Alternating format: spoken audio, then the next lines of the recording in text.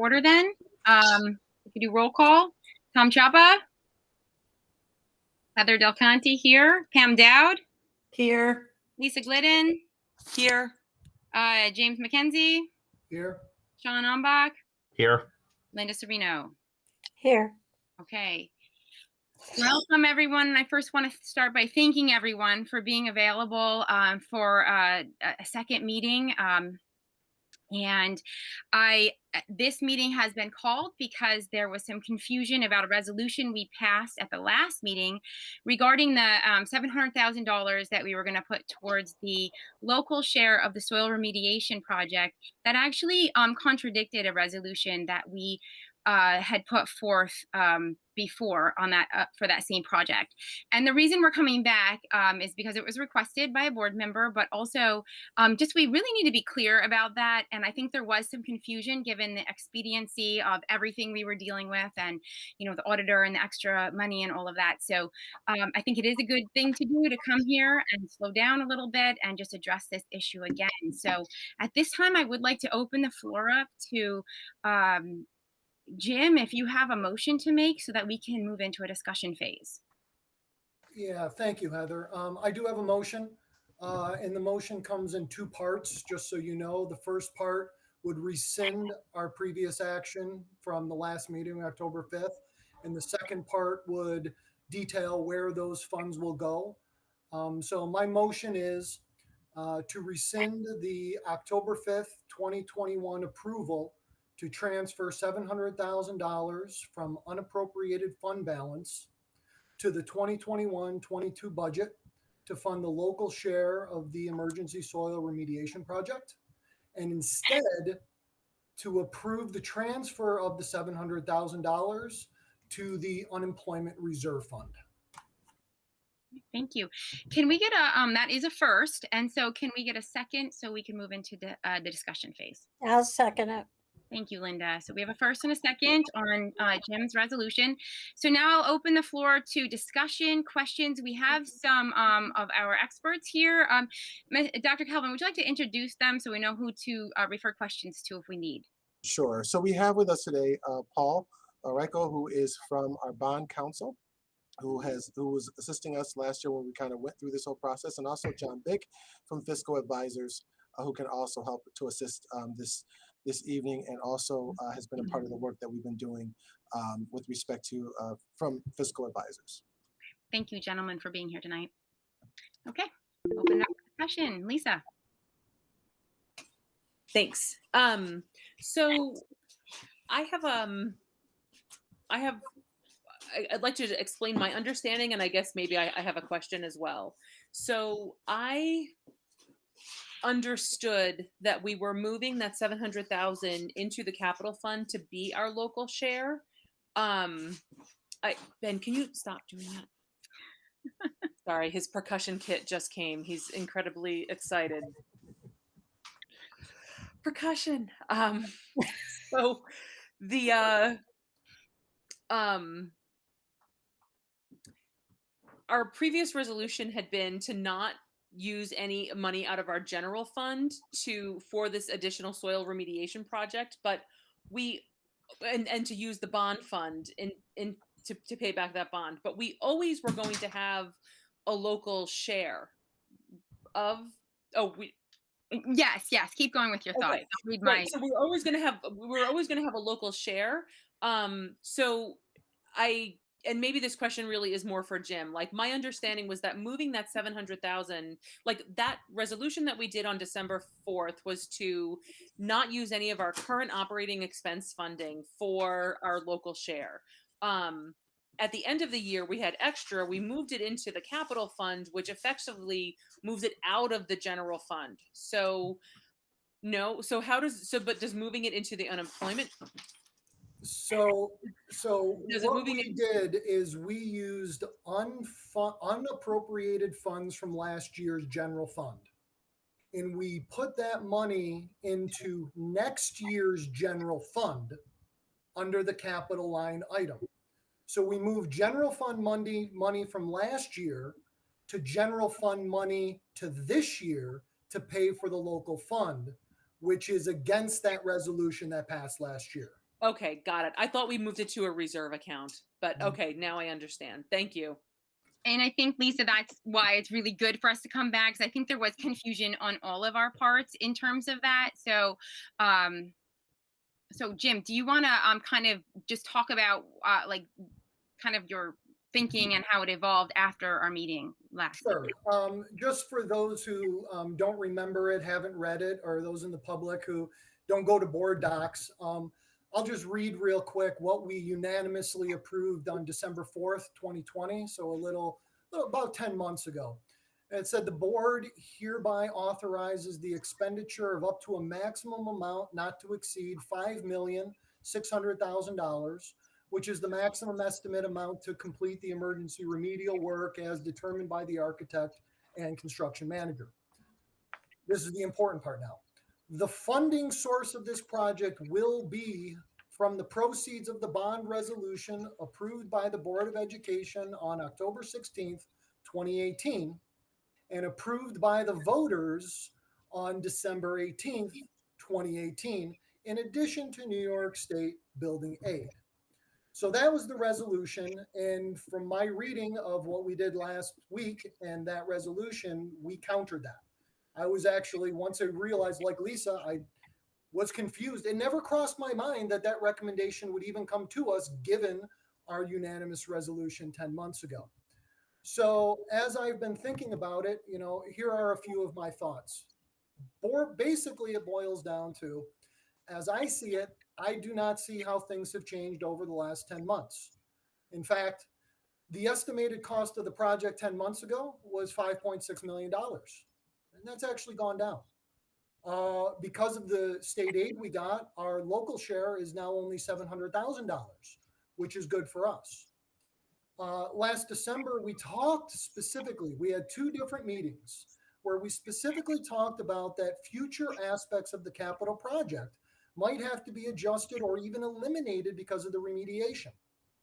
That was when we're considering $5.6 million, but we still had a unanimous vote only to use the money from the bond resolution for the capital project. And every year we have surpluses, right? Every year this district in the recent past has had surpluses. We all knew that.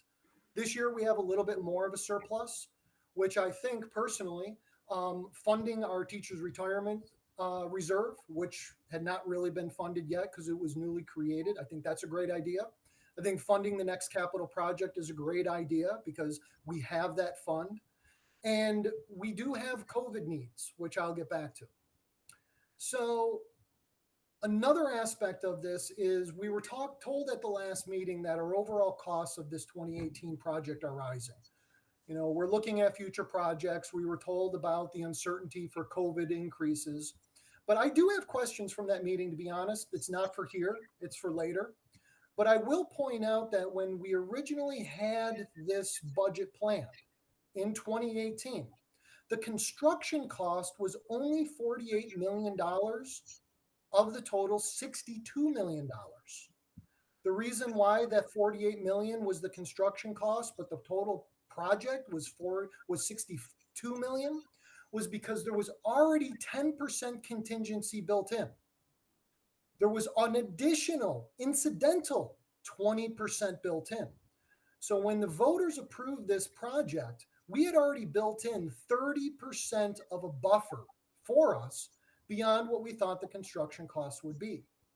So given the fact that projects now, or some even the later projects, are going to be 6-8 years from now, we can't predict COVID inflation. We can't really predict anything. So my bottom line is that in 2018, we put a capital project to the voters, and the voters passed that capital project and entrusted future boards to shepherd that project. They didn't pass a $62 million project plus whatever we wanted to add to it later from the general fund. Again, we have surpluses every year. We could keep adding on to that every year. We just say, oh, there's another thing we got to do. That's not what the capital project was about. And the soil remediation is directly tied to that capital project. Again, that's why I believe we had a unanimous vote last year. So my motion to move this $700,000 instead to the unemployment reserve is so possibly we can use that money to fund our district for things like upcoming COVID tests and the staff possibly to administer them.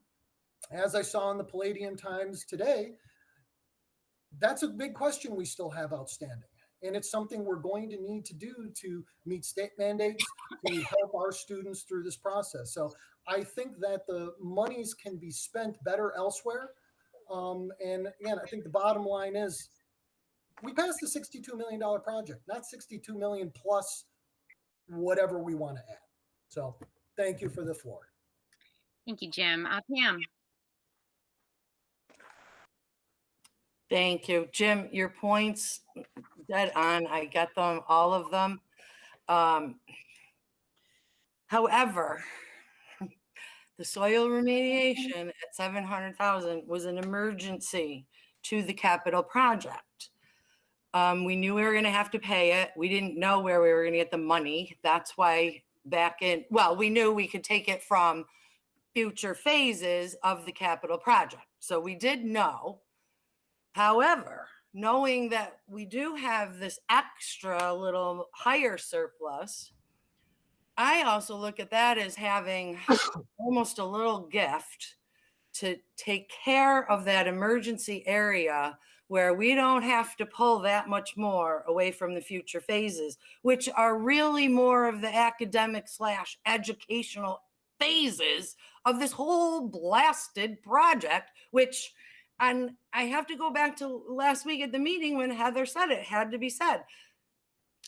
Phases changed the order somewhere, because way before I was on the board, sitting in that public audience at every meeting, the stadium was never in the beginning. So whatever happened, happened, and it's done.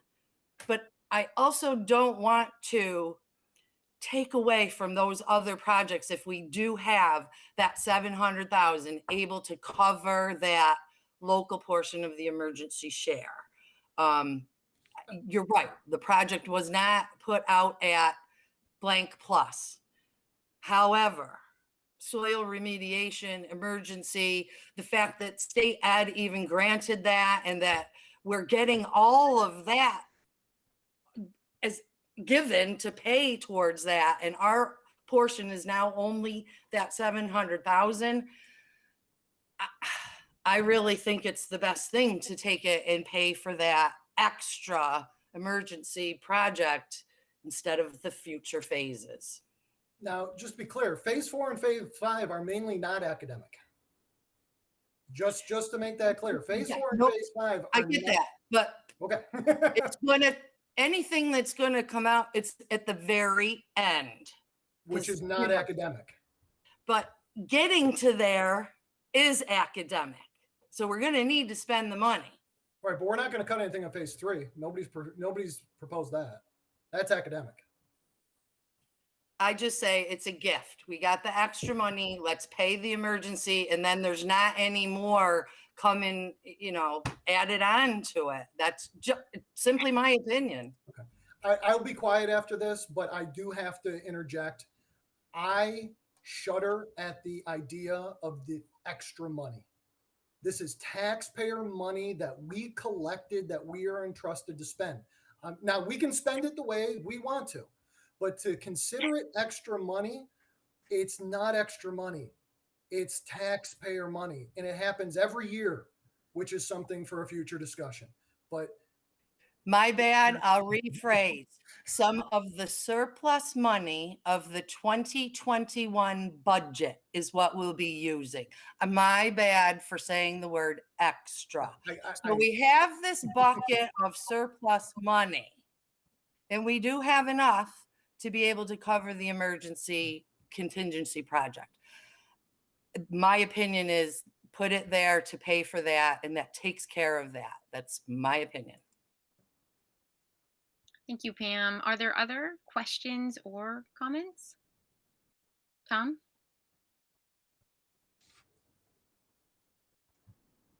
We can't hear you, Tom, or at least I can't. Still can't. the fancy boom mic. I know. You look good.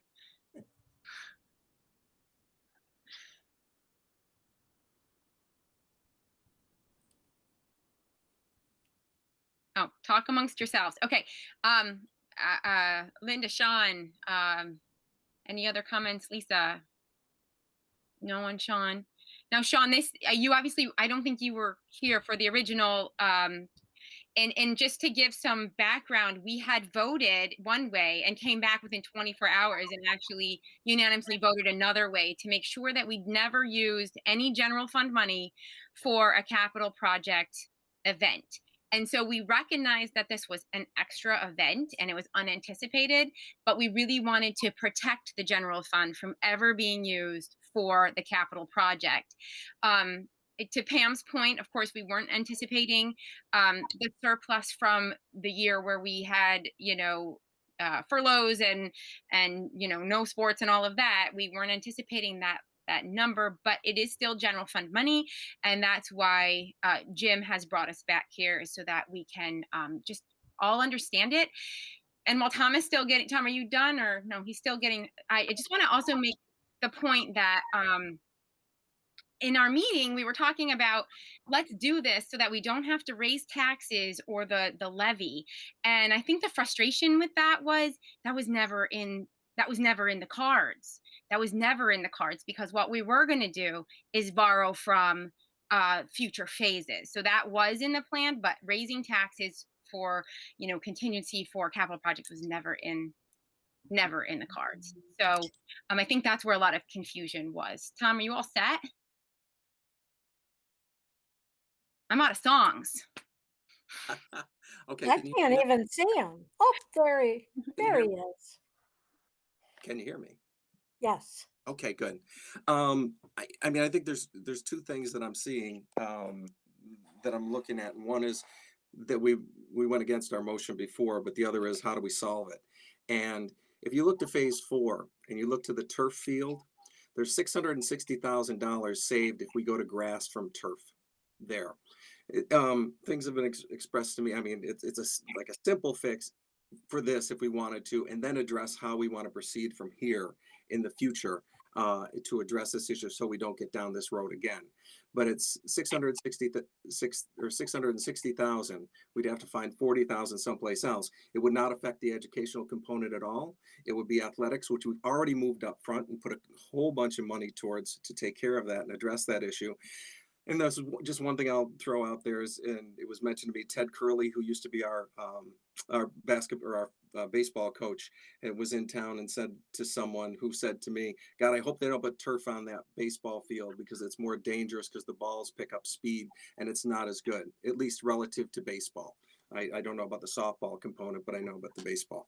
So that would be just a suggestion for a simple fix to address the 700,000. How we move forward, and are we going to hold ourselves accountable to this decision in light of the fact that numbers are growing so rapidly? How will we address that going forward? So that's all I wanted to say. Lisa. Okay, so I would like to speak in favor of the motion because moving the 700,000 to the unemployment reserve doesn't preclude us from using it in the future to help fund, right? Like that's where we put, which is why I didn't really, I mean, to be honest, I didn't remember about the whole December 4th thing, but when I thought about it, why I wasn't really concerned about it, because I thought moving it to reserves kind of takes it out of the general fund anyway. And then we can use it, or a future board can use it as the local share to the capital project or for something else if some other need arises then. And so it probably, I mean, given what we decided in December, it does make more sense for us to move it to a reserve for now rather than move it forward in the budget to part of our general fund. I'd just like to thank Jim for being so on top of all of this and keeping us on track. A lot of us, don't know a lot about the financial side of things, but I remember everything that you brought to the table tonight. And so I agree with your recommendation. Dr. Kelvin. Yes, thank you. May we just share some information with the board if everybody is all set? Don't want to take from the board first. I can wait to make sure that everybody. Well, There can be more discussion after, but is there any board member who wants to say something before Dr. Calvin provides some more information from his vantage point? Okay, go ahead. Okay, so thank you for the feedback, board. We certainly appreciate that.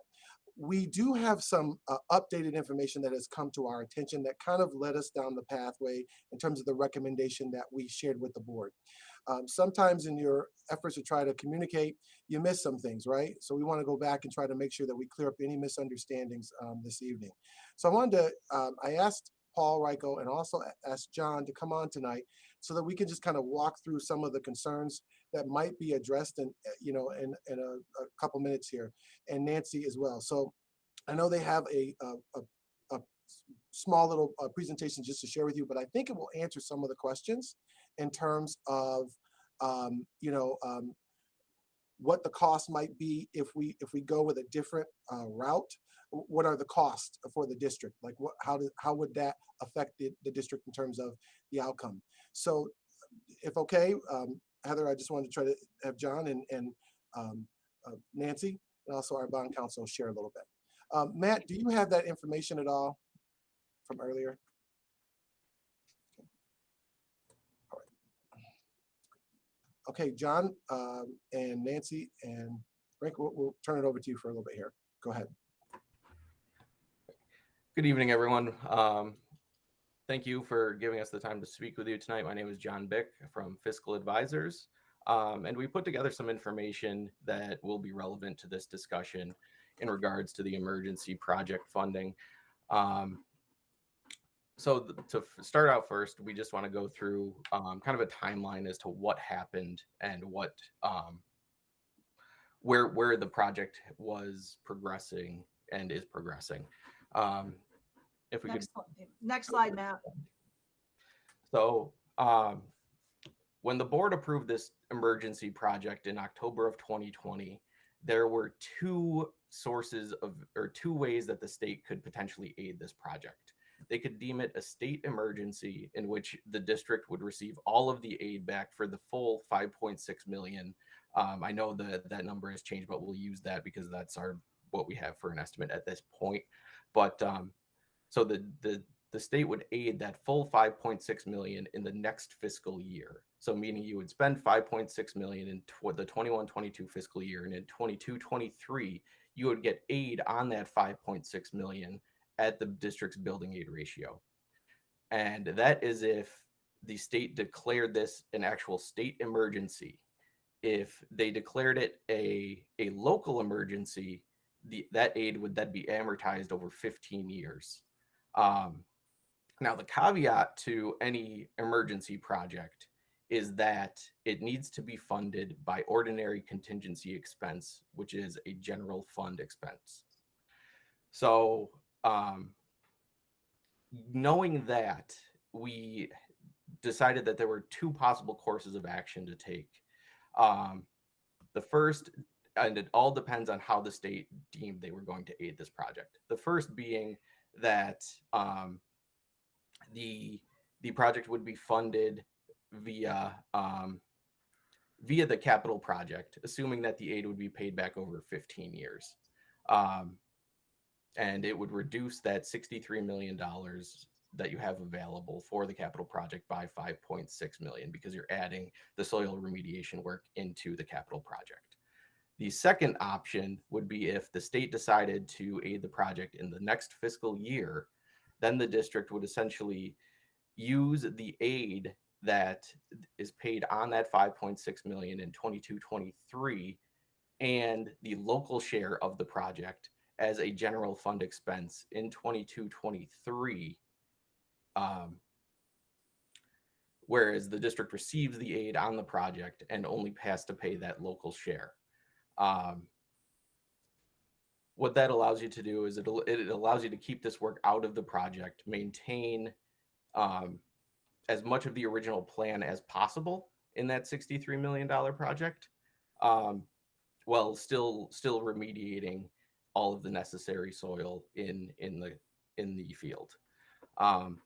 So on December 6th, 2020, the state came back and said, we will aid this project over 1 year, meaning that they declared that it's an actual emergency and needs to be remediated as soon as possible. Knowing that the district does not have an extra $5.6 million on hand to just simply pay for this project and receive the aid back in the next year, we consulted with bond counsel and the accountants of the district, and determined that it would be possible to use the bond proceeds to pay for the initial cost of the project, with the intent of paying those proceeds back to the capital fund with the use of the state aid and a general fund expense to cover the local share. So if we could go to the next slide. So can I stop you there? Yep. Sure. So did you just say that your plan was to use the general fund? If the project is deemed a state emergency by the state education department, it has to be funded with general fund. Okay, It so cannot be borrowed money. So this is information that we learned as of recent, Jim, which is why, yeah, we're still, there's sometimes as you kind of go through the different project, right? This is newer to a bunch of us, right?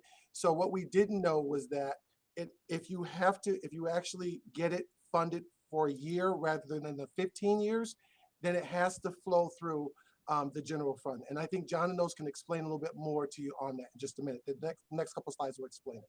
Does that help, Jim? yeah, I'm just surprised after the resolution and all those meetings that nobody told us that. Well, Right. we're I learning mean, some of we this were- too. We are left out in we voted though, the last meeting, we voted on what you brought to the table. so So we weren't informed of the shift. Nope. okay. Sorry. So our Right. apologies, and we're explaining some of the new stuff that has come out to us as well.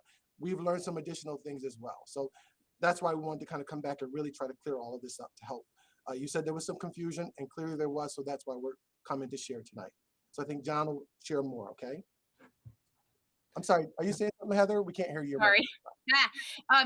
Can we put a timeline on this? Like, when did we learn it? And I can't believe that all this project has been going on and we haven't paid a bill yet. Yes, we have not taken anything to pay as of yet. Am I correct, Nancy? No, We have not written one check out to this company.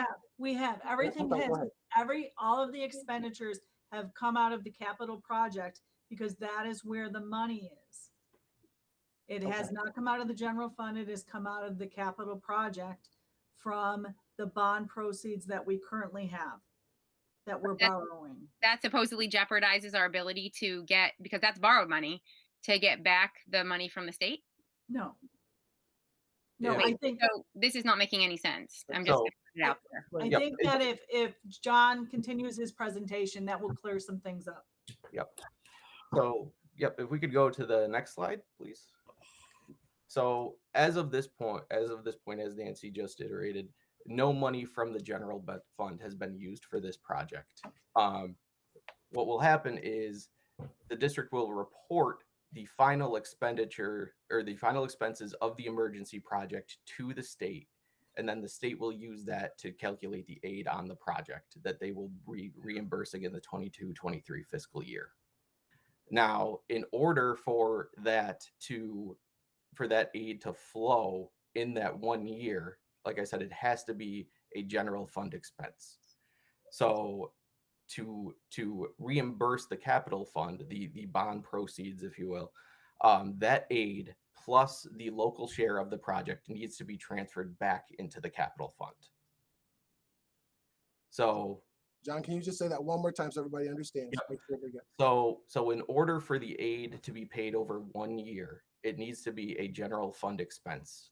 And in order for that to take place, the building aid that's received plus the local share needs to be transferred back into the capital fund from the general fund. And I think part of the confusion, in my sense, and maybe others, is starting to define capital fund that's part of the general fund and capital fund that's part of the 2018 capital project. Because we keep using the word capital, but there's actually a differentiation there. All of the emergency project expenditures will eventually be just general fund expenditures. As of right now, they are being spent out of the capital fund because, as Nancy said, that's where the money is. The district doesn't have the 5.6 million in general fund to just pay for this project right now. So what, as I said, what will happen is when the aid is received, then that aid is transferred back into the capital fund, essentially making this project a general fund expenditure. No. Are you saying that, Nancy, maybe you can answer this, that Mr. Bick, I'm sorry, but what you just said made no sense. At least to lay people, it might have made sense to you. A capital fund, when we say capital fund, we're talking about what the general fund, capital fund, the reserve we have. What you're talking about is capital project money. That we've used the capital project money to cover these expenses so far, which is borrowed money. So now we need to take from general fund, which I'm asking Nancy now, is that why the recommendation was to put $5 million in the capital No. reserve? No, that has nothing to do with that, Heather. The $5 million surplus was used to fund a capital reserve, which is not the capital fund.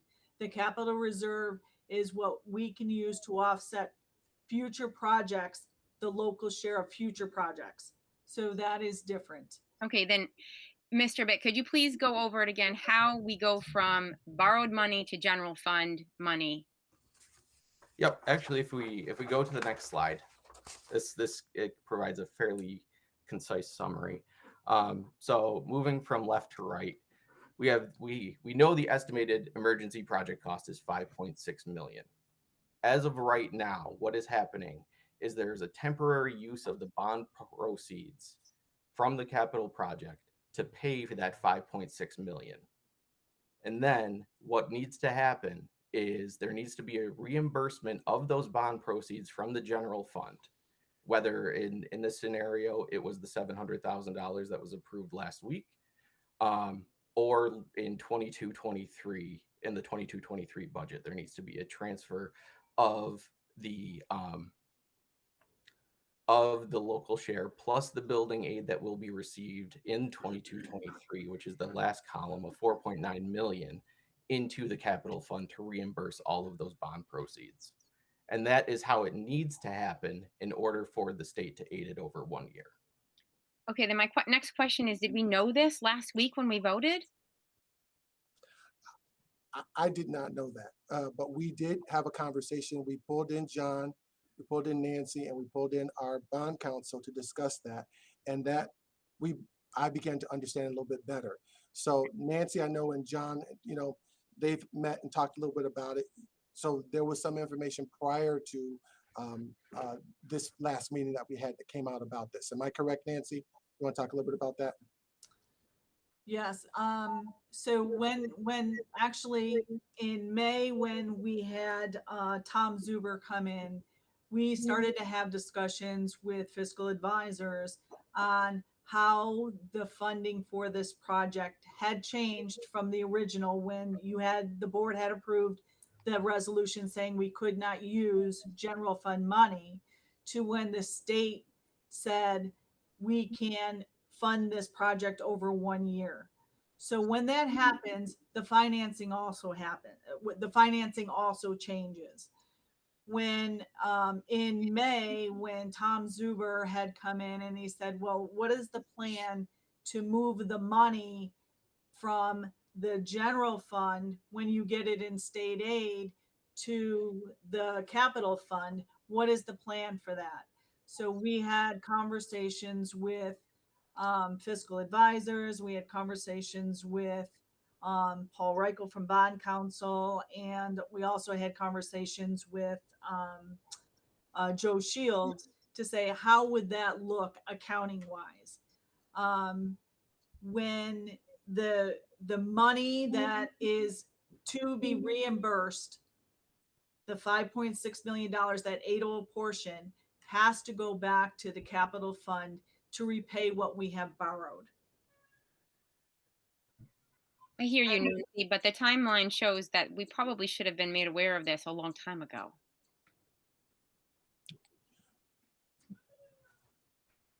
I'm just feeling frustrated because we did put a lot of effort into understanding things, and I understand we may not have fully have understood what the state intended with the emergency reimbursement. But it sounds like you and everybody else was having conversations outside of the board's ears, so we had no idea. So when yesterday came or last week came around, we were kind of doing that blindly. So, and I realize reserves versus the capital fund. I get all of it. I'm just saying, I feel like we should have known. All right. So I guess my question is to get, and I'm going to use these numbers, although I thought these numbers were actually lower. I thought the project came in lower, but let's assume it's these numbers. They reimburse us 4.9 million. In that, to do that, we must pay $700,000 out of our general fund into that capital project. What happens if we say we want to use capital project? I mean, what we last December said, we only want to use capital project money. So what if we said, thank you for the 4.9, the other $700,000 is coming from the capital project. So there are some things that happen if we don't take it from in this way. By the way, before we go to the next slide, Paul, did you want to add anything to this before we move on? No, I think the main concept is to get the state aid reimbursement in 1 year, we have to pay it out of the general fund. And so that requires us to reimburse the capital fund. If we don't pay it from the general fund, and it's understandable why you wouldn't want to for other reasons, then the state aid reimbursement, John, correct me if I'm wrong, but it comes over the whole 15-year term, which spreads it out. And yeah, and then the issue becomes, if this becomes part of the capital project, it becomes the aid. Again, yes, you're correct that the aid would flow over the 15 years, and that whole $5.6 million would reduce the work that you could do in that capital project if the entire thing was going to be paid for out of the capital project. Well, not the whole 5.6, the 4.9. We'll get 4.9 back. Well, in order to receive that 4.9, it has to be a general fund expense, the entire project. But over 15 years, we get that 4.9 back. And since we bonded and borrowed, I mean, we can still pay for other parts of the project of the 62 million. To say that, I mean, the way you said it, in my mind, the way you said it is, if we don't do the general fund expenditure, we're out 5.6. No, it's not. We're out. No, that's not accurate. Good. I could understand how it sounded like that. So that $5.6 million then reduces the amount of work that you can do in the future of the $63 million project, and that work would be aided over 15 years. I should also bring up that that the state did pull some strings in order to provide this aid, in terms of maximum cost allowances, which is the amount of work that can take place at any particular school building that the state will aid. And I can't guarantee that if you do decide to move this into the capital project, that this work would be aided. Tom, you had a question? No, I was just saying, so if we take it over 15 years, it is inclusive of the project. If we take it in the 1 year, it's exclusive of the project, and we get it funded completely back, and we have to find that. So we're really just, it's how we move that 700,000. Correct? yes, that's right. Yes. And just to answer Jim's question again, if we pay that 5.6 million out of the bond money, then the 62 million is reduced by the 5.6. So we have less money available for other projects. Yep. If we paid out of the general fund, we get reimbursed 80-something% of it. And so really the impact is the local share. And I understand we get state aid on the local share as well. So it's going to be, the impact is overall you have more money available for the project if you paid out of the general fund, I guess is the one concept I'd like to. Well, Get across. we knew that back in December. Yep. We knew that. And, but we didn't know at the time that we would be reimbursed within 1 year for the money, for the expenditure. Well, Yeah, I think, I'm weren't we, sorry, go ahead. I think we were under the impression that I thought we did know that, but we were under the impression that it didn't have all these contingencies. We didn't get the we didn't find out until 2 days later. Okay. December 4th, we did our resolution, and December 6th, we found out that it was an emergency. So then it's kind of a moot point given how we felt back when we originally made the resolution. I think if I can just say this, I'm just feeling very frustrated because the way it was benched to us at our meeting last week was that we would have to, like, this would save us from having to take it from taxes. But we had no idea that this was the layout, like no concept of the layout. No one ever explained this to us since last December. So I'm a little bit confused as to why that is the case. And no one seems to be answering me. Well, I think a couple of things. First of all, as I've shared this week, today, and late last week, I can tell you I learned a little bit more about this process. I wanted to kind of make sure I understood it because there's some questions that came to our attention from board members. And so now that I have the information, I wanted to make sure that we shared it. It is a confusing process. I can say that. Some of the information we learned, some of it I didn't know. But now that we know it, we wanted to make sure that we shared it. I'm glad that we're having this conversation so that we can unpack it and make sure that all the information is shared with the board so the board can make a full-scale decision around this. But thank God for Jim. Yes. Or it just would have went over our head, you know? Absolutely. Yeah, and certainly that is not what we'd like to do. We want to make sure that everything is clear, and so we'll do better in the future to make sure that things are in a much more, we get information earlier, everybody understands what's going on, and that all the details are vetted with the board so that there are no surprises such as this surprise here. Okay.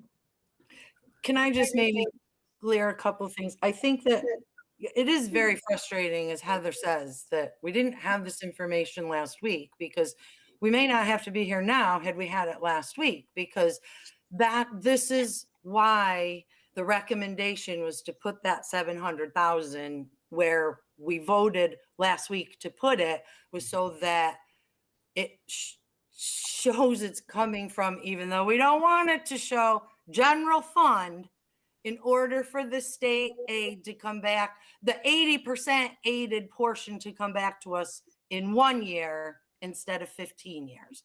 Is that correct? That's correct. So yes, had we had this information last week, yeah, we would have had this conversation last week and it would have cleared up for us. So yeah, it is rather frustrating. Okay, John, do you want to go ahead and keep going? So if we go to the next slide, so what if the board decides to not contribute the local share of the remediation project out of the general fund and just say we're just going to pay for that out of the project, just that portion? So what would happen is Nancy would report the final expenditures of the project at the full $5.6 million to the state. And then we would file what's called a final cost report showing that actually only the 5.6 less the local portion was paid for out of the general fund. What the state would then do is they would take back the aid that they had already paid on the entire local share portion of the project. And in this case, using the same numbers, the $700,000 of that local share times the building aid ratio would be $607 $617,400 of building aid that the state would look to recoup in the future. And also what that would do is it would reduce the amount of the work that you could do in the capital projects by that local share portion. Any questions about that, board? So in this slide doesn't talk about the remainder of the money, that 4.9 that we've been talking about. That would still come to the district. Over 15 years though, not in 1 year. It would come back in 1 year. It'll still come back in 1 year. Wait, that But is not you just said it wouldn't. If Okay, can we ask can we get the question again, Jim? So what's your question? And then John, can you answer his question, please? Jim, can you ask your question one more time? We can answer it. So this slide says, what if the local share is not paid? What about the $4.9 million in state aid? Does that come in 1 year, or does Yes. that automatically must come over 15 years? No, that would come in 1 year, because that would then become the general fund expense, because that 4.9 would still have to be transferred to capital fund. So what would have to happen is in the 2022 to 2023 budget, the state aid for the emergency project is going to come into the general fund, right? We would have to increase the budget in the 22-23 year, the revenue by whatever the 4.6 million. We would also have to increase our expenditures in our budget by 4.6 million for the one-time transfer of the building aid back to the capital project. Okay, because I'm sorry, unless I'm completely missing something, that is the exact opposite of what we heard 5-10 minutes ago. It is. It is. No, I don't. The difference is 5-10 minutes ago, we were talking about if the project was fully aided or fully paid for out of the capital project. In this scenario, 4.9 million is being paid for with the aid on the project, aka a general fund expense. So that's where the difference is. But the title says, what if the local share is not paid? If we don't transfer the $700,000 today, If we don't transfer the money, we would lose 600. If we're basing it on $700,000, we would lose $617,400 in aid that we could get back in 1 year. And future phases would have to be reduced by $617,400. So two things would happen. We would lose the aid on the local share, and we would actually lose the use of that money for future phases. but the 4.9 still comes to us in 1 year. Right, but as would the 700,000 if we did this. So if we don't, you're telling us, Nancy, that 617,400 is actually double number. It would be taken off the back end of the project, and we all would also lose the aid on that 700,000. Right. So it becomes 100 or 1.2. Not just $617,400. I don't see that. No, I don't think understand that. No, I don't think that's it. It's the same 617,000. So back in December, Okay. When we talked about maybe having to reduce future phases because of this expenditure and keeping all of the money in the capital project, not using any other district funds, what I'm hearing right now is we can still get our $4.9 million back in 1 year if we don't use the $700,000 right now. But part of the aid means that over the entire $5.6 million remediation project, the 2018 capital fund will lose $617,000, which we knew it was going to lose something, right? Back in 10 months ago, we knew something was going to be lost to pay for this. So if we don't transfer this money today, the $700,000, then the 2018 capital fund ultimately in 1 year time will only be out $617,000. Is that correct? The capital fund would be out, but we also would not be generating any state aid on the local share. Right. So we're lost $617,000. Right. Okay. Yeah. But you keep the 700,000 in wherever we want to put it. In our reserve. Yeah. As the motion has it, it's in our reserve to pay for COVID testing or staffing or whatever we else need later. Okay. Whereas, okay. Never mind. Again, in my mind, I knew we would lose money from the 2018 capital project because when we found the soil remediation, that was going to be a big hit. The fact that we're only losing 600 grand out of that total project, that's actually a bit of a relief to me because I think it could have been a heck of a lot more. It could have been up to $5.6 million. Right? But you don't have to, go ahead. I'm sorry. Go ahead, Jim. You were saying something? No, it's as long as we can get the $4.9 million back in 1 year and we don't have to use any of our local share money from our general fund. That means the capital fund, the 2018 capital project, will be out $617,000 overall to pay for the remediation. All the rest of the money we have in there, like the 30%, 20% contingency, 10% incidental, all that other money we still hold. And we are getting the $4.9 million back in 1 year. Yes. Okay. Yes, and you're correct, and you would lose those $617,000. We're not Okay, losing see, it makes no We're not sense to losing me it. to lose any money. No. So We what, can spend, we have the surplus. We have the money in our hands. Pay the money so we don't lose $617,400. Because I'll guarantee we're going to lose more than that after the end of this big project by the time 10 years goes down the road. We have the money. So we have to spend $700,000 of taxpayers' money from this last year just to save money from the capital project. That's the argument. Right. So the local share is 700,000, right? If you take it through this general fund way, yes. So you're going to expend something for the local share, right? But you won't. So $700,000 you have to spend, but you're getting 617 back as a district. So your loss would be more than what it needs to be if you don't kind of work through this way. I mean, so the loss 617 versus, what is that? 700,000 minus 617, maybe 80 or so. That loss would be much larger. I see Tom has a question. Tom?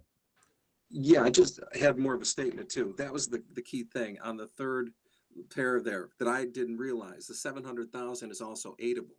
So we're getting back, am I correct on that? Correct me if I'm wrong, guys. 700,000 we're going to outlay, we're going to get 617,000 of that back in aid. So the actual outlay portion of this is less than $100,000, correct? Am I correct? Am I correct? John? But Tom, to clarify, that 617 goes back to the capital project, not back to our general fund.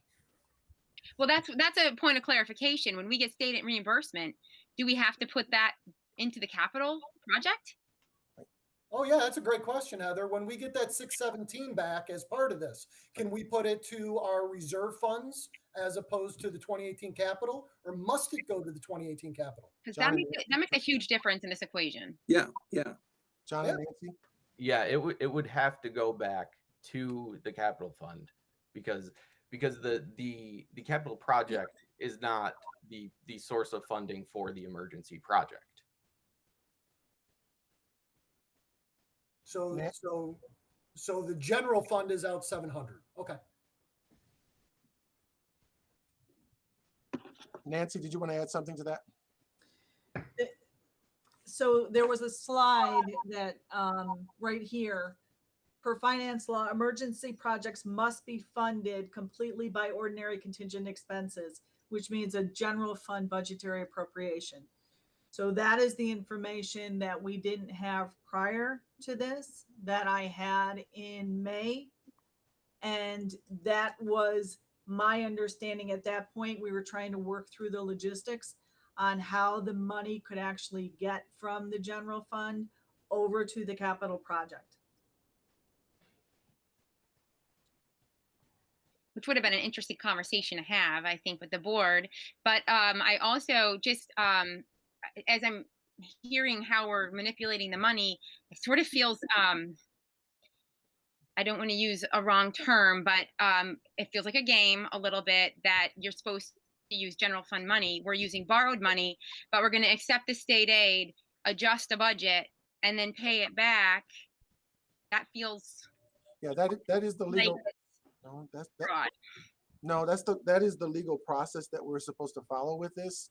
It does. I can understand how it can be confusing. I can understand how it can be like, hey, is that what we can do? But we have vetted this, and we did. Part of the reason why we had bond on is to make sure that you had the legal piece on that. Go ahead. Yeah, yeah. So you temporarily funded it from the capital project, and now the general fund's going to repay that. That's. But the general fund money we're repaying it with is money from the state reimbursement. That's where the general fund money comes. Yes. So when any state aid that we get, any building aid comes into the general fund. So the money from the emergency project is going to come in when we close out the final cost report. It is going to come into the general fund. So we would see a sizable increase in our 2022-2023 building aid by 4.6 or $5.6 million times the building aid ratio. But I guess, Nancy, I understand what you're saying, because I get the process. I'm saying, okay, I'm trying to understand the legalities of it. So, Mr. Riker, if you could speak to it, because why would the state have the regulation that you have to pay out of general fund if you can, in fact, go and borrow the money and then play that game with your budget? And the reason I'm asking is because when we come out with a heightened budget, superficially heightened budget, we're going to need to thoroughly explain to our public why it looks like that. Mm-hmm. So it's going to be out. Yeah, it just covered the cash flow needs to pay for the project, because the district doesn't have 5.9 million in the general fund for that expense. And so it was an interfund loan that's being repaid now. And the timing of the state aid is really, it's just provides the flow of cash to repay the project, but you ultimately were going to repay it. So, I'm not sure. There's no games being played. Wait, can you answer why the state would have that regulation if anyone can do this? If anyone can do this, why have the regulation? The idea being that you don't go out and borrow specifically for an emergency project. So if the district didn't have the larger capital project with funds in the capital fund that they could use for this project, then you wouldn't be able to go out and borrow just for the emergency project. But the way that it's being done now, it's like Paul said, it's more of a loan from one pot of money to the other pot of money, which will be reimbursed when the aid comes in. So I have another question based on what we're learning here. Originally, what you've said is that the state is going to reimburse us $4.9 million of the 5.6, and we have to pay $700,000. So when you say that the state is reimbursing us 4.9, now I'm hearing the state is reimbursing us 4.9 plus $617,000. So the state is truly reimbursing us 5.5 million? No, That's kind of what Pam was saying. John, no. That is what he said. Thank you. What will happen is the state will pay aid on the total project expenditures of 5.6 million, which equates to $4.9 million in aid, leaving the $700,000 of local share for the district. What will happen is when we do the final cost report and we only report that the 4.9 million came out of general fund because the aid would have come back into general fund, transferred back to capital, then they will go back and say, well, we are only going to aid the 4.9 million, not the 5.6, because that's what was paid out of general fund. Can you say that one more time, John, and just make sure so Yep. everybody gets that? So the aid will initially be paid on the 5.6 million. So the district will receive the 4.9 million in aid based on that $5.6 million expenditure out of the general fund. When we do the final cost report, we will have to report that only 4.9, which is the aid that the district will receive, which will be the general fund transfer to capital fund, is what actually was paid out of the general fund. At that time, they will look to recoup the extra aid that they paid on the 5.6 million in the form of a building aid take back or hold back of future payments. Nancy, can you add to that with John, or just make sure we? I don't have anything to add to that. That's the process that the state requires us to do. Paul, anything from you on that at all? Just want to make sure we got that clear. No. I guess a simpler way to look at it is ultimately the state is only going to aid what is paid for out of the general fund in this project in the 1 year. So if the aid is initially paid on the full project expenditure of 5.6 million, and then the transfer from general fund to capital fund is only 4.9, they will then go back and revise the aid to only aid that $4.9 million portion. Lisa had her hand up.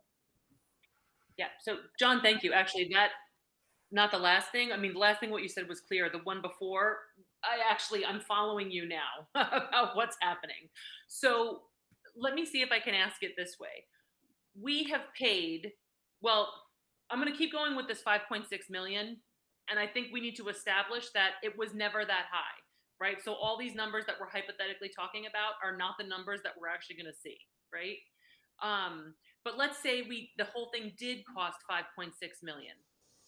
We've been paying bills for that. And Nancy, correct me if I'm wrong. We've been taking money from the capital fund to the general fund, like from capital reserves to the general fund to pay those bills. No. So we really have been paying bills out of the general fund for this? No, Lisa. What Okay. we do is we have a capital fund, not a capital reserve, but a capital fund in which we have borrowed money to finance the capital projects that we've been working on. Okay, and our capital fund is in our general fund. No, it is a separate fund. It has nothing to do with the general fund at all. General fund is what the voters approve and the board approves every year for the budget. This is a separate fund that we are required to have in order to put our bond proceeds in and to pay for capital expenditures. Okay, so it's completely different. So we borrowed money from the capital fund.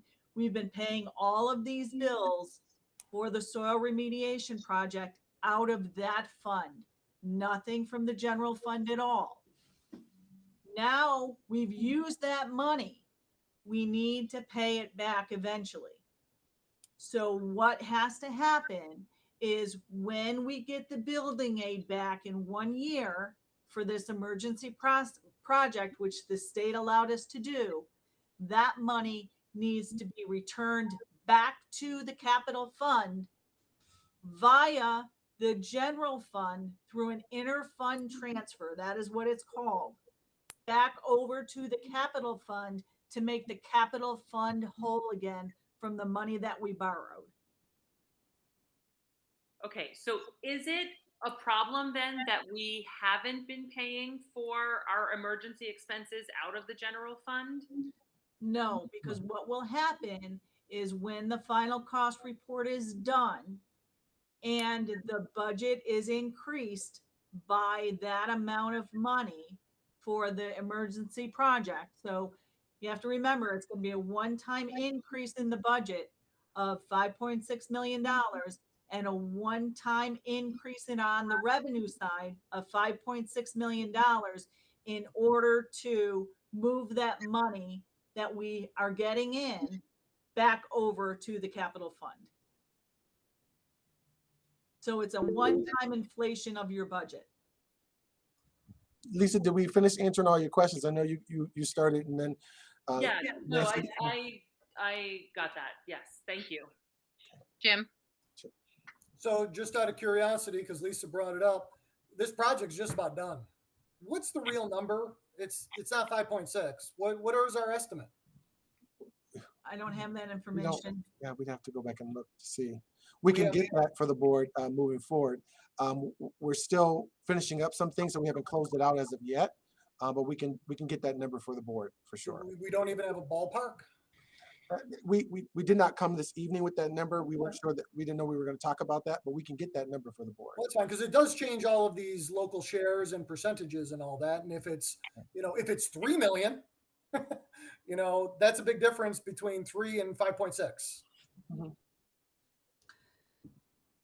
But we don't know.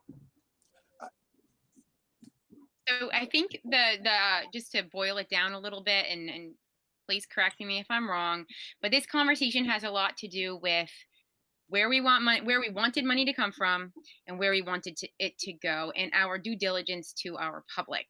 I think from the beginning we talked about not touching general fund money for anything capital project related, because that money was voted on separately than our than budget money. So we were trying to keep those things separate. Now we have all of this new information, but we're kind of under the gun because we have to provide a plan for our surplus money by October 15th, which is why there's a lot of confusion, because this is all new information, but it isn't new information to everybody. So I think there's confusion now. And I think the fact that we don't even have a ballpark for what the real numbers are is also frustrating, because we're really talking about real numbers here in terms of where we want to put things. And so it does get a lot confusing. What I am hearing is that if we keep our resolution as is, we will get most of the money back from the state, but it will all be encumbered in the capital project eventually.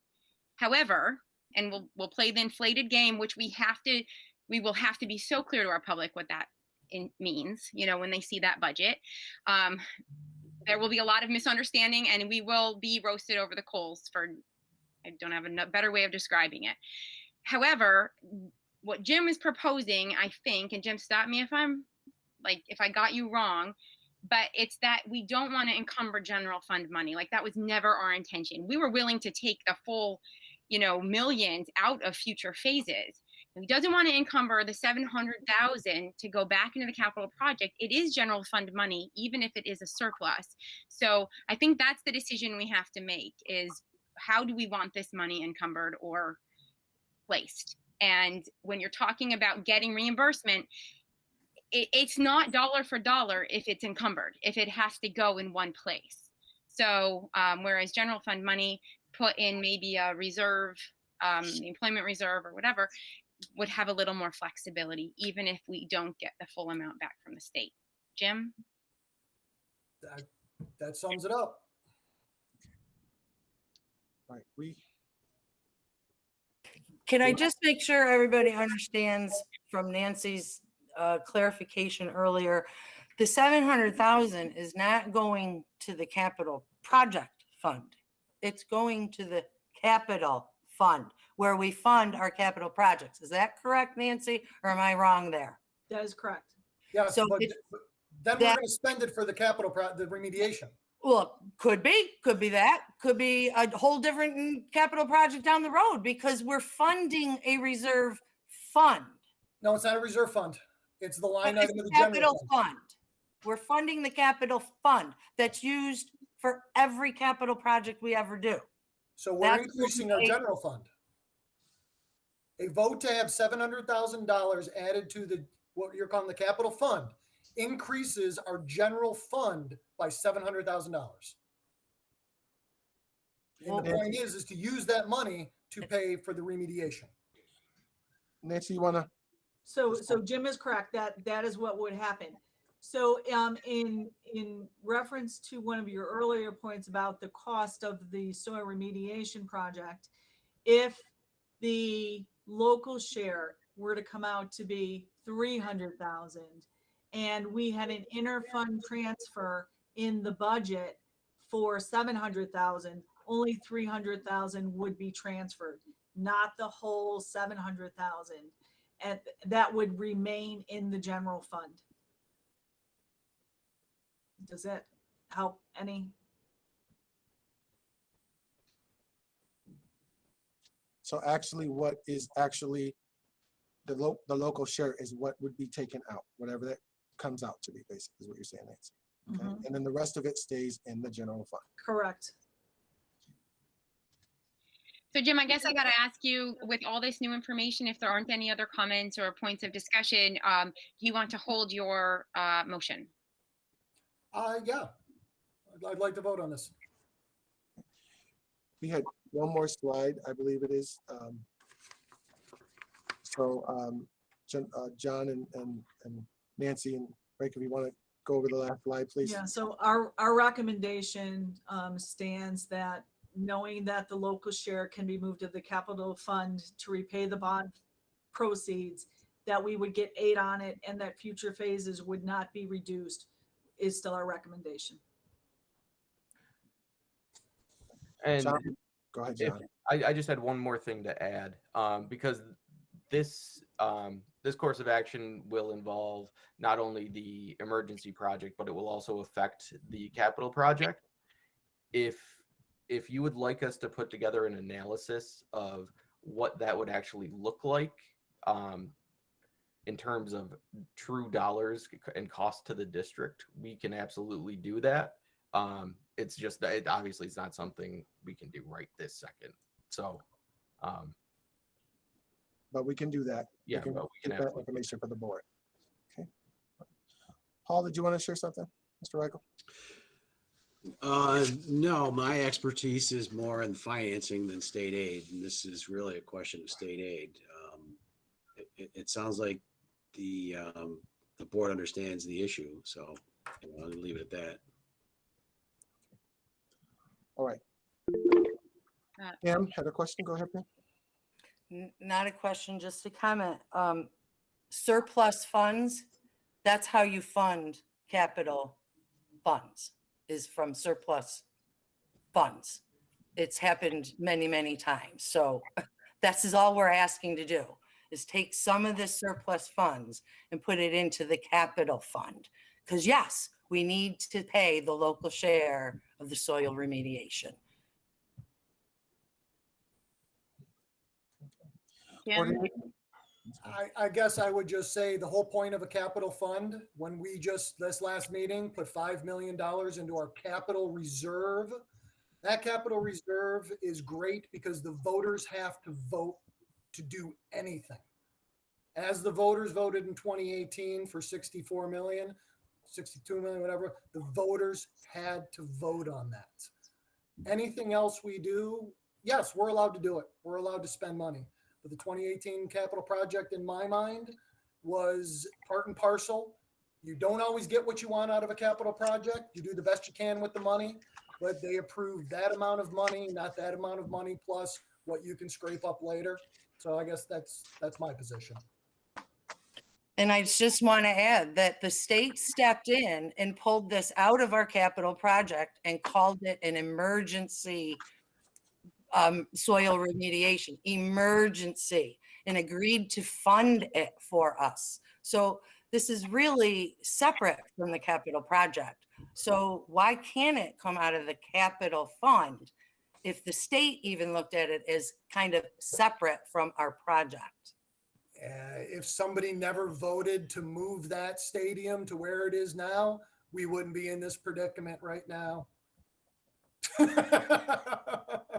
I hear you, but that's pretty much a moot point at this point. Right. So it became part of the capital project the minute we started digging to put in the waste or the water retention. It's part of the capital project. It is, except this particular area has been emergency, called it super state emergency, agreed to even do the funding of the aid to us in a year. They actually, that tells me the state is looking at this as really a separate issue. I'm done. Yeah, that is true. The way that the state is looking at this is they have granted 2 separate project numbers completely separate from the capital project for this work, knowing that it's a state emergency and will be funded or aided the next fiscal year. Nancy, I have just one additional question before we move on. What are the consequences of putting it in that line item for our budget? Putting the 700,000 in a line item for the budget. What are the consequences? I don't know of any consequences in doing that. I want to make sure I understand your question, Heather. Are you saying put it by, can you just explain? I want to make sure we get it right. Are you saying what are the consequences for putting it like separate from, like in a totally different line item as opposed to taking Because it it's from? not a reserve, it's a fund, it's a line Okay. item. So I'm just curious what that would do to, if you infuse this money into a fund, not a reserve, if there's consequences. No, it's not. It's not to be infused in a fund. It actually becomes a line item of our budget. I guess that's what I'm saying. It becomes a Yes. line item. So Right. I'm saying So you what have it would in there, it's happen? superficial. So what would happen is a budget amendment would come to the board. Well, you've already approved it. So the budget amendment would be to increase the budget by 700,000 and to credit interfund transfer to capital. That is the entry that would have to be made.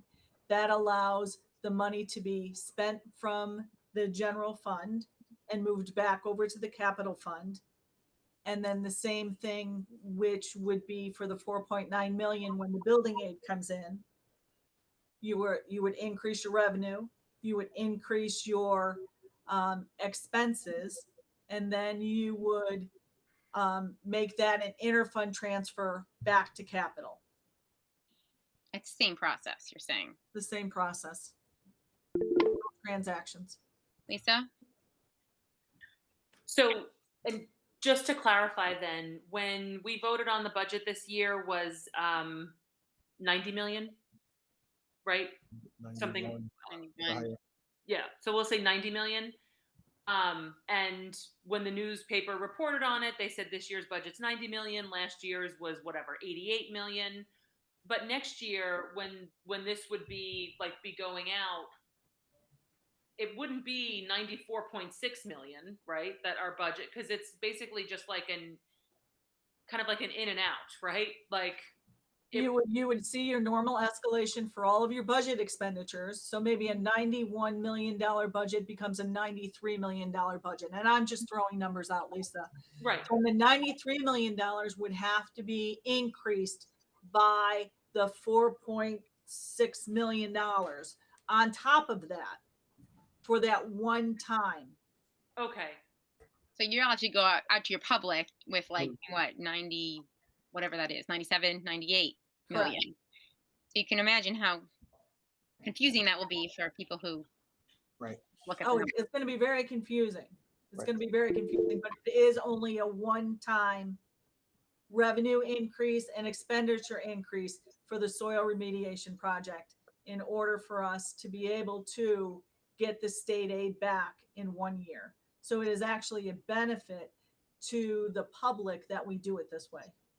Yeah, I mean, confusing, but I think explainable. Yes, we have to do a lot of PR around this for sure, a whole lot, and then some on top of that. Yes. Yeah, so I'll take this time because I have the floor to thank everybody for this conversation. I've learned myself quite a bit. So I do appreciate everybody taking the time here.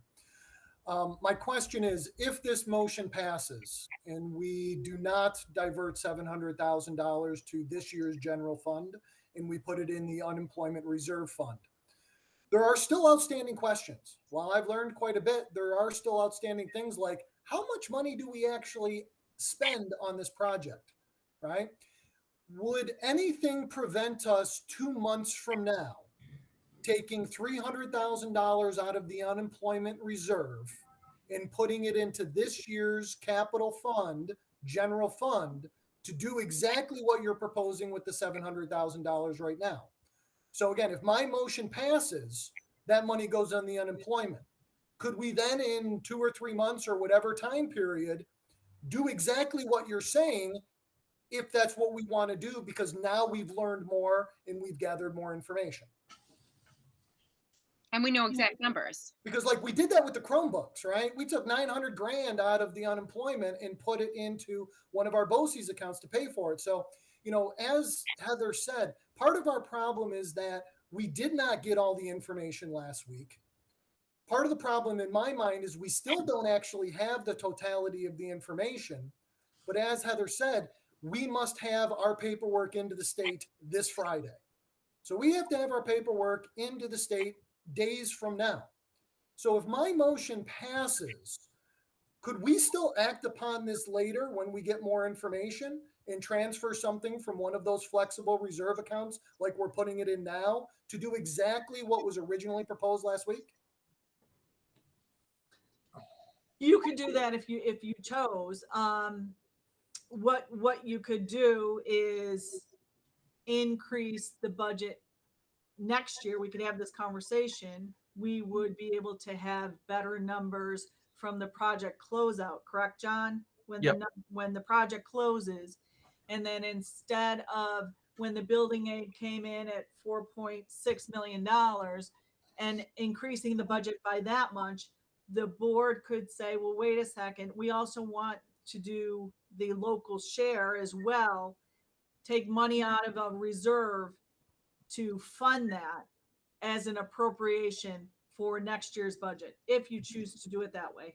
Right. We just thought that doing it this way, because we had the surplus at the time, it would be an easier transaction to move the money over now and then just take the hit for the soil project in next year's budget at that time. Okay, so a yes vote on this now, a yes vote on this still allows us to do what you're suggesting at a later date when we gather more information. And I'm not saying I'm going to change my mind. I still personally think the entirety should come from the 2018 capital project.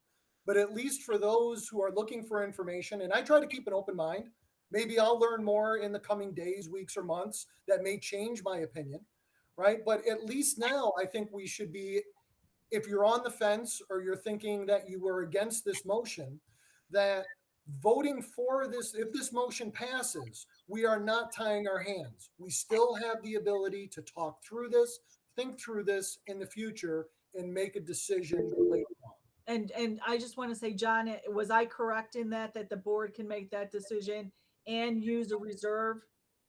I believe so. I think a lot of the a lot of it would depend on the wording of how the reserve was established. Paul, maybe you could weigh in on that. From the perspective of what, financing it? I'm not sure what the. Yeah, I mean, so the question is, it's got to be paid from the general fund, right? So the money would have to go back into the general fund and then into. Right. So the idea would be Jim, correct me if I'm wrong, but what you're proposing is you take the $700,000 now, move it into the unemployment reserve, and then have the option to move it back. My motion was to move it to the unemployment reserve, and my current feeling is to just leave it there. But as this conversation has evolved, again, thank you very much. This has been enlightening.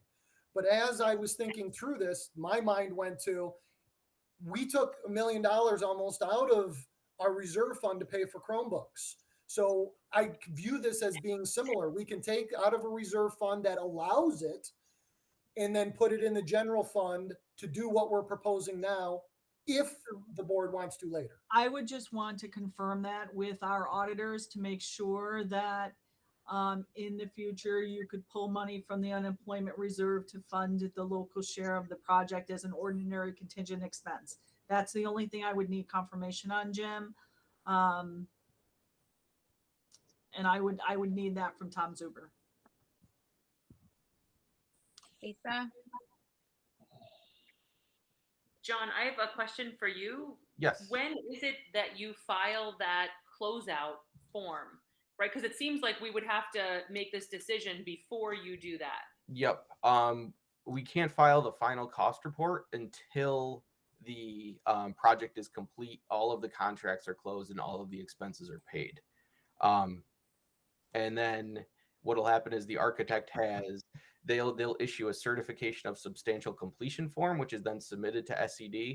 And then we have 2 calendar years from the date of substantial completion to file the final cost report. So there is plenty of time to make adjustments in that time frame. It's just a matter of what adjustments could be made financially. So boy, in 2 years, we could even use next year's unappropriated funds, the surplus. If it's 2 years, we're going to be through a whole nother cycle.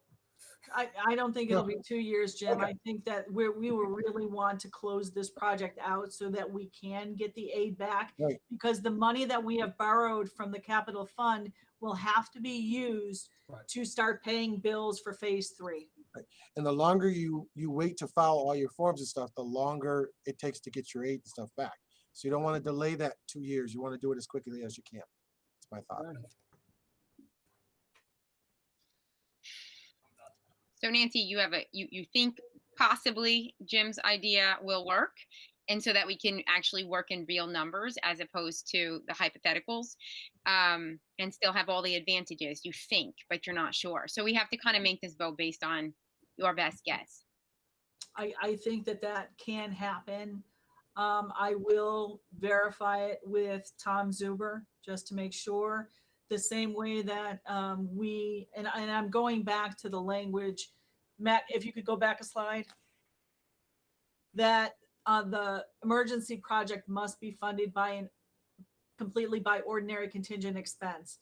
So if the local share is an ordinary contingent expense, I would think that we could pull from the unemployment reserve at that time and say the same as we did with the Chromebooks, that the local share is an ordinary contingent expense of that. That is my gut. I don't know everything there is to know about the financing of an emergency project, but that is my gut that is true. But I will confirm it with our auditors as well. I'm wondering, Nancy, do you think it may be possible to get a hold of Tom right now? Tom he is had in a a meeting. I know we had a meeting, that's what I was wondering. No, because I asked Tom if he would be able to be on this meeting. That's right, he He did say. could not. He has other meetings tonight and he is already spoken for. I'm a little nervous being that this was called an emergency project by the state. I'm nervous that we were able to I would want confirmation that that's doable for sure, to take it from the unemployment reserve to pay. I'm nervous because there are different rules when the state declares it an emergency. Lisa?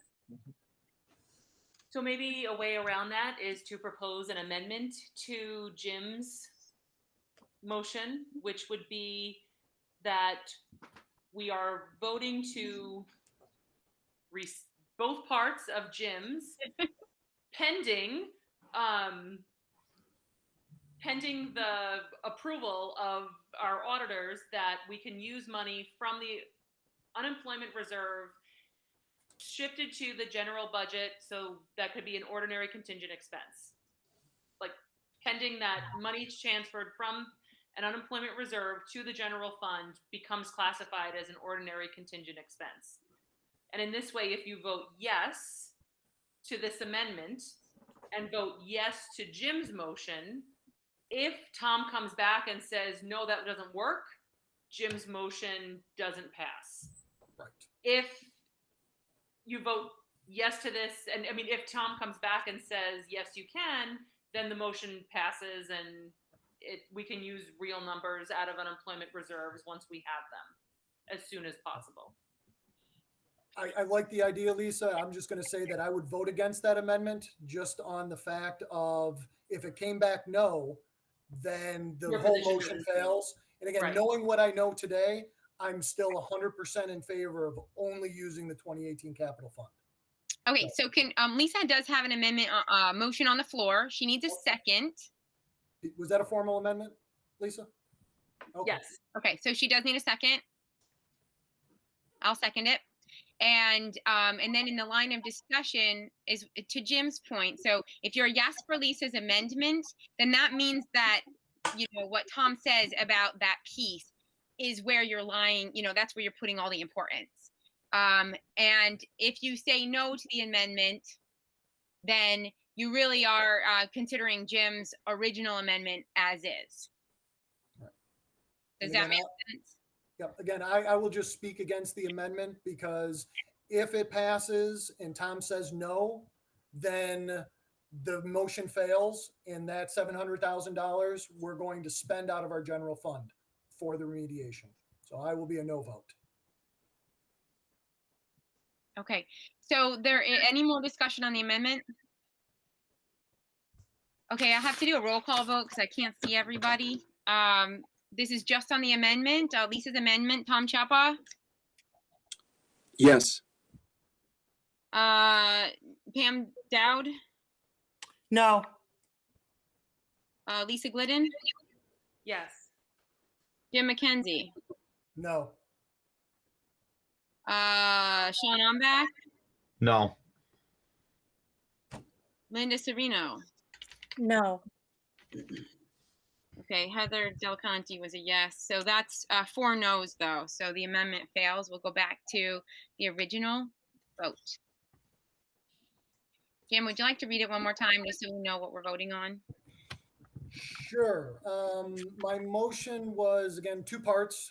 The language is motion to rescind the October 5th, 2021 approval to transfer $700,000 from unappropriated fund balance to the 2021-22 budget to fund the local share of the emergency soil remediation project, and instead to approve the transfer of the $700,000 to the unemployment reserve. Okay, any questions before we do a roll call vote? Okay, Tom Chapa, Yes. Pam Dowd, No. Lisa Glidden, Yes. Jim McKenzie, Yes. Sean Ombach, I'm going to abstain. Linda Serino. Yes. Okay, and I'm also a yes. Motion passes. So, Linda or Nancy, if you could though get back to us about that question, that'd be fantastic. Mhm. I will get on the phone with them either tonight or first thing in the morning.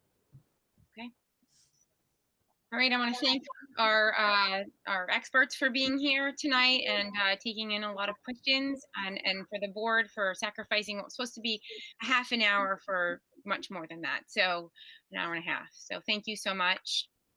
I need a motion to adjourn. I make that motion. Pam? Okay, I'll second second. I'll second it. Pam? All those in favor? Aye. Aye. All right. Aye. Good night, everyone. Thanks, Aye. everyone. Thanks, Paul. Thank you.